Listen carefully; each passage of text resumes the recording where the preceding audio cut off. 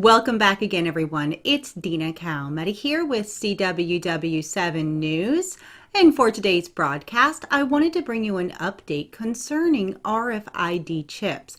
Now, I've brought you these updates before in the past. However, I do feel it's important to keep on top of this technology, considering that there are more and more people that are taking these chips, especially in Sweden.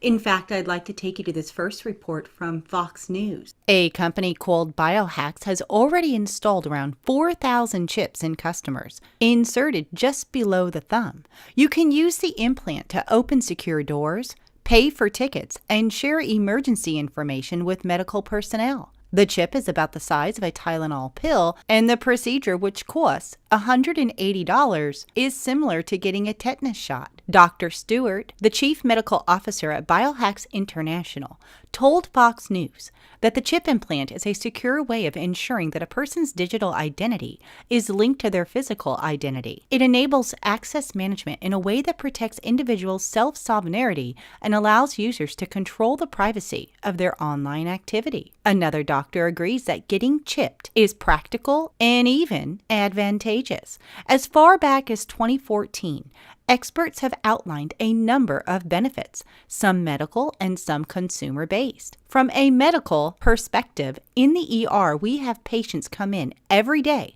who are confused or comatose, and we cannot get any medical information from them, says Dr. Larry Burchett, a medical expert and author who runs drlarry.com. He goes on to state, if we had access to that info because they have a chip in their skin, that could be life-saving. We implant many things now: insulin pumps, pain pumps, birth control, under the skin. There are risks of infection, but they are low. I don't think those risks are a big deal. However, a number of states, including California and Missouri, have already implemented regulations on chip implants. The technology has come under serious scrutiny, and they are illegal if an employer or medical professional mandates their use. The RFID chips, which work like the ones you might implant surgically into a pet or staple to a FedEx box, are controversial because of the long-term ethical implications. Roger Kay, a consultant at Endpoint Technology Associates, stated that I shudder at the thought of a world like that, where vanity cyborg commerce becomes a game of one-upmanship, a challenge to see who can have the highest percentage cyber by weight or wattage. For disabilities, it may make sense in specific use cases, like handicap door opening. I draw the line well before paying for things, but I don't want an iPhone embedded anywhere in my body. The experts argue that there may be some limited use for medical reasons. A chip that monitors blood pressure or diabetes would be very interesting, says Dr. Burchett. With all of that said, The Hill is asking the question, will brain implants be used for healing or for control? The Defense Advanced Research Projects Agency is an agency of the United States Department of Defense, responsible for the development of emerging technologies for use by the military. In 2016, DARPA unveiled a big advance in the area of utilizing brain implants to control a robotic arm. This was a big day for medicine. Microelectrodes were implanted in the brain in a patient with a spinal cord injury. Touch sensations were generated, and it was perceived they were coming from the paralyzed hand. These sensations could be varied in intensity to fit the stimulus. These results are being extended to civilian use, and they bode well for future of brain-controlled robotics. DARPA also expanded its program to develop brain-machine interfaces for the expressed goal of restoring sensation and effective neurological therapies in wounded soldiers. NESD includes a $65 million Pentagon grant and involves research at Brown and Columbia universities. Last year, Philip Aveda, founding NESD program manager, announced the goals of the program to develop advanced neural devices for precision sensory interface for their therapeutic applications.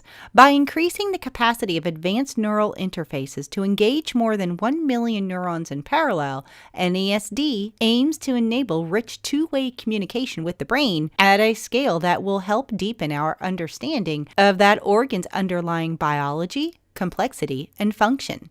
Deepening our understanding of neurobiology is an important goal, but the term two-way communication is cause for some concern. It is one thing for brain implants to be used therapeutically to connect the brain to a robotic replacement arm, but what about the potential for abuse? with reverse input into the same device being used to control a soldier's behavior in combat. Congress has currently stated the need to both support and monitor DARPA's progress and purposes, but it is unclear how to properly regulate DARPA's goals of enhancing human capabilities. Clearly, improving brain function, including memory, will give competitive advantage, which any military wants. But will the day come soon when all members of the military are given implants to enhance function, which can be used for monitoring and stimulation? Where will the needs of the military end and the rights of the individual soldier resume? Another concern reported by Verdict is if a brain implant can be hacked. Will our memories be safe? Scientists expect to be able to electronically record the brain signals that make memories within the next 5 years, and cybercriminals could use that technology to hack your brain. Brain implants, known as implantable pulse generators, are already used to treat brain disorders such as Parkinson's disease and depression. They use electrical signals to stimulate or block nerve impulses in the body. The latest versions of these devices come with management software for both patients and doctors to access on a smartphone or tablet via Bluetooth. Research by cybersecurity company Kaspersky Lab and the University of Oxford Functional Neurosurgery Group explored vulnerabilities in these implanted devices and found a number of potential risks, such as an unencrypted data transfer between the implant, software, and network. The Russian company warns that in serious cases, this type of brain hacking could be used to inflict pain or paralyzation, as well as the theft of personal data. Kaspersky researchers also note that these devices have weak password security, with physicians needing access to the password in case of an emergency. It goes on further to report that commenting on the results of the investigation, Dmitry Golov, junior security researcher for the lab, stated that current vulnerabilities matter because of the technology that exists today is the foundation for what will exist in the future. He added that healthcare and cybersecurity professionals, as well as device manufacturers, need to work together to mitigate potential vulnerabilities, both the ones we see today and the ones that will emerge in the coming years. I believe we're going to see more and more people take this microchip in the near future, whether it be for health concerns or just the convenience of it. We are definitely being conditioned for it. And with that said, will this type of technology eventually become mandatory? The Bible tells us that one day in the future, a man will arise on the world stage. He will confirm a peace covenant with Israel and others for 7 years. He will say he is for peace and will perform many miracles. In fact, many will be deceived, and many will believe that he is the long-awaited Messiah.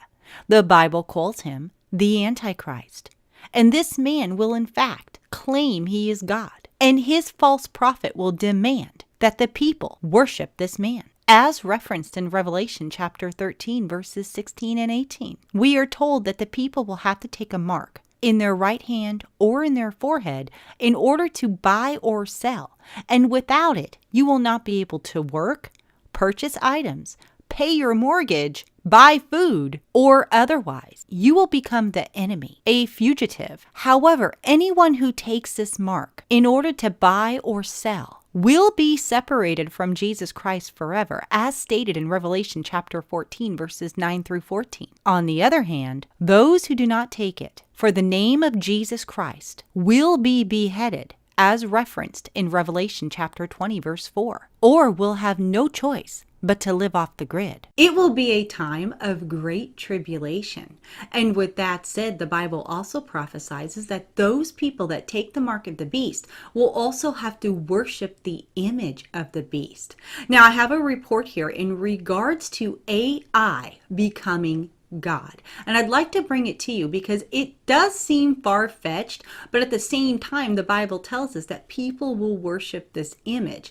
Will that image be a robot? It is already predicted that AI will soon be present in all areas of the workplace, with industry experts saying it will eventually do millions of jobs currently done by people. It is thought that every field, from publishing to factory work, will eventually be dominated by intelligent robots as men and women become increasingly obsolete. But now experts believe more than jobs are at risk in the artificial intelligence revolution. Novelist Dane Brown previously warned people may no longer worship God or pray to Jesus, instead putting all their faith in an AI Messiah. Speaking about the advent of this technology, humanity no longer needs God, but may, with the help of artificial intelligence, develop a new form of collective consciousness that fulfills the role of religion. According to Daily Galaxy, MIT physicist Max Tegmark also said that once this new superintelligence is vastly greater than that of a human, the fate of mankind will depend upon it. He said the real risk with artificial general intelligence isn't malice, but competence. A superintelligent AI will be extremely good at accomplishing its goals,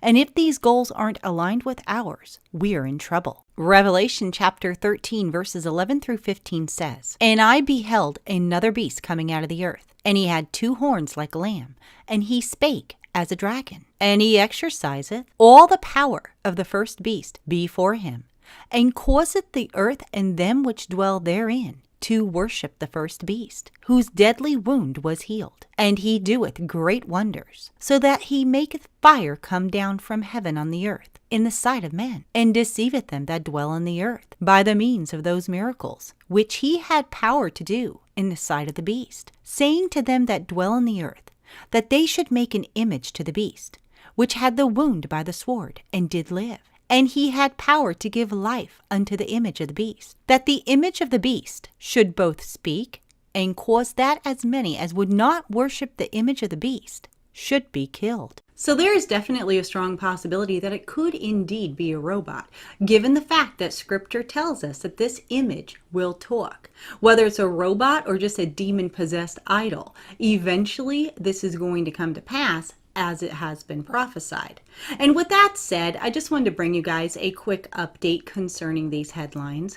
Please do leave your comments in the comment section. Tell me what you think. Also, come and visit us on Facebook, where we have these stories and many more, as well as our website at www.cww7news.org. All right, everybody, thank you for watching, and I will see you in my next video. God bless.